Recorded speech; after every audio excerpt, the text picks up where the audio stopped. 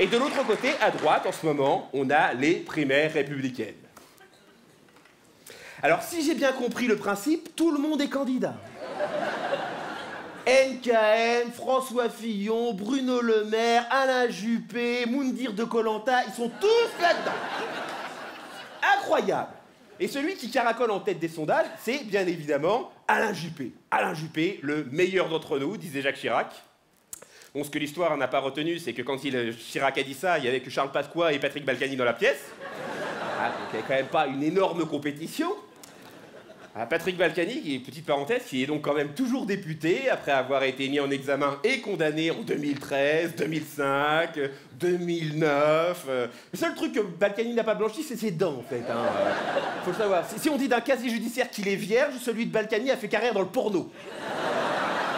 Mais les Français continuent de revoter pour lui tant qu'il propose de mettre des caméras de sécurité et de ramasser les crottes de chiens. Je pense que c'est globalement le seul maître étalon de justice française. Voilà. Moi, je suis prêt à voter pour n'importe qui tant qu'il ramasse les crottes de chiens et qu'il met des caméras de sécurité. Je pense que ça fonctionne comme ça en France. Hein. Et donc Alain Juppé, qui est donc le candidat préféré des Français en ce moment, eh ben, lui, il est content parce que tu sens que l'élection, c'est pas véritablement une élection, c'est un César d'honneur qu'on va lui remettre pour l'ensemble de sa carrière.